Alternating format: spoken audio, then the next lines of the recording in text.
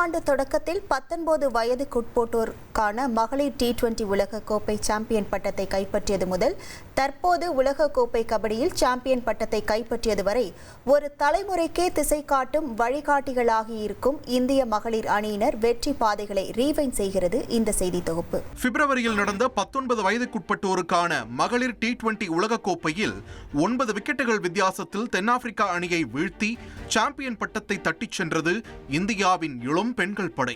அடுத்து மகளிர் உலகக்கோப்பையை கைப்பற்றி சரித்திர சாதனை படைத்தது.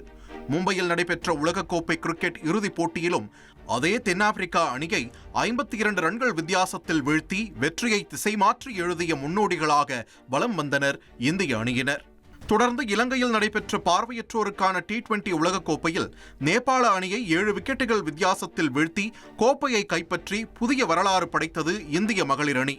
தற்போது உலகக்கோப்பை கபடியிலும் தொடர்ச்சியாக 2வது ஆண்டாக தங்கத்தை கைப்பற்றி உலக மேடைகளில் இந்திய கொடியை உயர்த்தி நிற்கும் திறமையின் மறு உருவங்களாக உருவெடுத்துள்ளனர் பல தடைகளை வென்ற இந்த வீராங்கனைகள். வங்கதேசத்தில் நடந்த உலகக்கோப்பை கபடி போட்டியில் சிறப்பான ஆட்டத்தை வெளிப்படுத்திய இந்திய அணி 35-28 என்ற புள்ளி கணக்கில் சீன தைப்பே அணியை வீழ்த்தியது.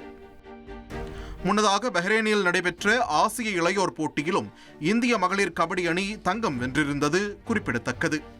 இதில் சென்னை கண்ணகி நகரைச் சேர்ந்த கார்த்திகா கில்லியாக செயல்பட்டு அணியின் வெற்றிக்கு உதவி செய்தார். மேலும் குத்துச்சண்டை முதல் துப்பாக்கிச் சுடுதல், தடகளம் என நடப்பாண்டில் இந்திய வீராங்கனைகள் குவித்து வரும் வெற்றிகள் ஏராளம். ஒரு காலத்தில் ஆண்கள் ஆதிக்கம் செலுத்திய அரங்குகளில் இன்று தங்கள் காலடிகளை வெற்றி முழக்கங்களாக மாற்றி வரும் இந்திய மகளிர் அணியினரின் ஒவ்வொரு வெற்றியும் பெண்களின் கனவுகள் எவ்வளவு தொலைவுக்கு பறக்க முடியும் என்பதற்கான சான்று என்றால் அது மிகையாகாது. இனி செல்லும் இடமெல்லாம் செய்தி. தந்தி டிவியின் வாட்ஸ்அப் சேனலை ஃபாலோ பண்ணினா செல்ல இருக்கும் இடமெல்லாம் செய்தி. இதோ QR கோட் இப்பவே ஸ்கேன் பண்ணுங்க, ஃபாலோ பண்ணுங்க.